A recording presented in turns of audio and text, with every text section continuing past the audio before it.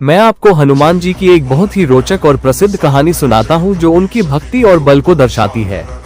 ये कहानी रामायण काल के बाद महाभारत काल से जुड़ी है। हनुमान जी और पांडव पुत्र भीम दोनों के ही पिता पवन देव थे, इसलिए वे दोनों भाई थे। एक बार पांडव वनवास के दौरान भ्रमण कर रहे थे। उस समय भीम को अपनी शक्ति और गदा पर बहुत अहंकार था।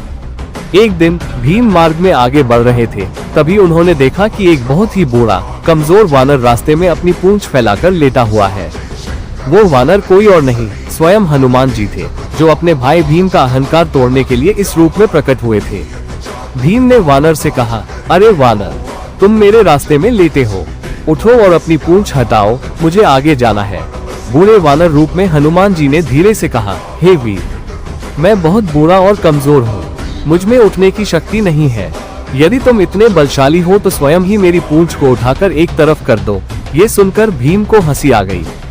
उन्हें लगा कि इस कमजोर वानर की पूंछ उठाना उनके लिए चुटकी का काम है। भीम ने गर्व से अपनी पूरी शक्ति लगाकर वानर की पूंछ को उठाना चाहा।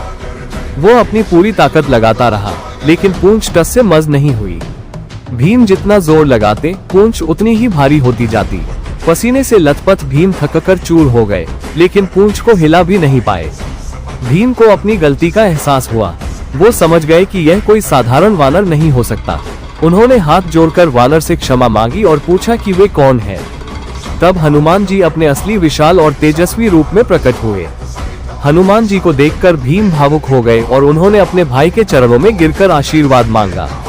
हनुमान जी ने भीम को गले लगाया और उन्हें आशीर्वाद दिया कि युद्ध के समय उनकी ध्वजा, झंडा पर विराजमान रहकर वो हमेशा उनकी रक्षा करेंगे। इस तरह हनुमान जी ने प्रेम और विनम्रता से भीम का अहंकार भंग किया।